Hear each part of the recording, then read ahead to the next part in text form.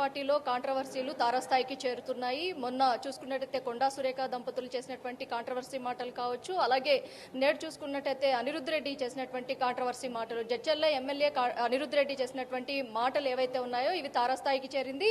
ఈ అంశానికి సంబంధించి పిసిసి అధ్యక్షులు మహేష్ కుమార్ గౌడ్ ఒక వివరణ ఇవ్వాల్సిందిగా ఇప్పటికే అనిరుద్ రెడ్డికి క్రమశిక్షణ కమిటీ చైర్మన్ గా ఉన్నటువంటి వ్యక్తి మల్లు రవి కూడా లేఖ ఇచ్చినట్టుగా అయితే తెలుస్తుంది. ఏదైతే సోమవారం జరగబోయేటటువంటి క్రమశిక్షణ కమిటీ నుంచి అనిరుద్ రెడ్డికి షోకాస్ నోటీసులు కూడా వెళ్లే అవకాశం ఉన్నట్టుగా అయితే తెలుస్తుంది. దందాలు చేస్తూ ఇక్కడ రౌడీజం చేస్తున్నారు అన్న కోణంలో కూడా అతను చేసినటువంటి వ్యాఖ్యలు ఏవైతే ఉన్నాయో అది తీవ్ర దుమారమే లేపుతోంది. మొత్తం మీద గతంలో ఏదైతే తనకి ప్రోటోకాల్ ప్రకారం ఇచ్చేటటువంటి ఎస్కార్ట్ వెహికల్స్ ఏవైతే ఉన్నాయో వాటి విషయంలో కావచ్చు, అలాగే ఏపీకి తిరుమల విజిట్ వెళ్ళినప్పుడు ఏదైతే తెలంగాణకి సంబంధించినటువంటి మంత్రులకి తెలంగాణ నుంచి మంత్రుల నుంచి వచ్చే సిఫార్సులు ఏవి కూడా చెల్లడం లేదు అన్న కోణంలో మాట్లాడినటువంటి కాంట్రవర్సీ మాటలు కావచ్చు, మొత్తం కూడా అన్ని కూడా ఆంధ్రప్రదేశ్ గవర్నమెంట్ ని దుమారం లేపేలాగా ఉన్నాయి. అలాగే ఇటు చూస్తున్నట్టయితే మొత్తం కాంట్రవర్సీ మాటలకు తెర లేపినట్టుగా అయితే తెలుస్తుంది. అనిరుద్ రెడ్డి చేసినటువంటి వ్యాఖ్యలు ఏవైతే ఉన్నాయో వీటన్నిటికీ సంబంధించి తన దగ్గర ఉన్నటువంటి వివరాలతో సహా రావాల్సిందిగా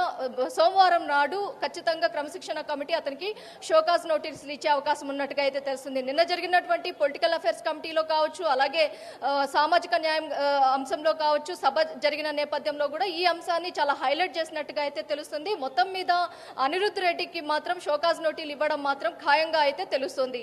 వీడియో జర్నలిస్ట్ అఖిల్తో ఉషా, స్వతంత్ర టీవీ.